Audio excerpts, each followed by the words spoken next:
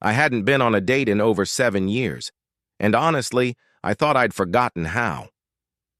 My hands were shaking as I walked into that little Italian cafe, rehearsing every polite thing I could say. But when I saw who was sitting at that corner table, my heart stopped. It wasn't the man I was supposed to meet. It was someone I swore I'd never see again, and he was smiling at me like he knew exactly why I was there. I never imagined I'd be starting over at 38. Divorce wasn't in my life plan, not even close. But life has a way of burning the old pages before you're ready to write the new ones.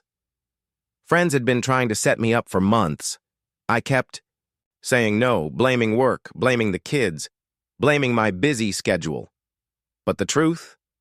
I was terrified. Terrified of being vulnerable again.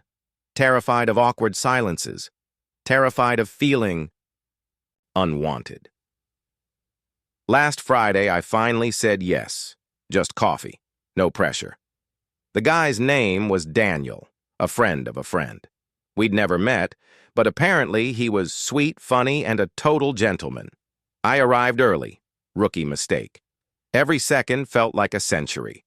The smell of espresso filled the air, and the soft jazz in the background was the only thing keeping me calm. I kept checking my phone, pretending to scroll while my mind rehearsed basic lines like, "Hi, nice to meet you," and "How's your day going?" The doorbell above the cafe door jingled. I looked up and froze. It wasn't Daniel. It was Aaron, my first love, the man I dated before my marriage. The one who, years ago, told me I was the one, and then disappeared without a goodbye. He looked older now, a little grayer, a little softer around the edges, but those same eyes, they locked onto mine instantly, like no time had passed. And then he walked over.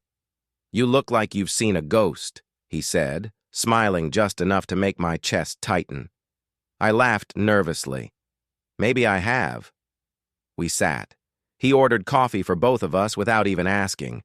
Still remembered my favorite.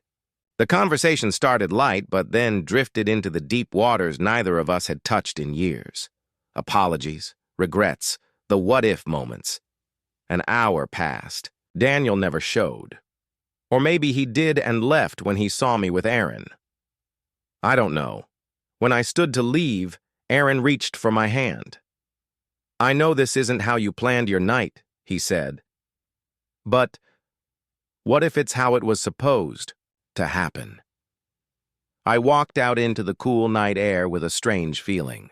Not love, not yet. But something I hadn't felt in a long, long time. Hope.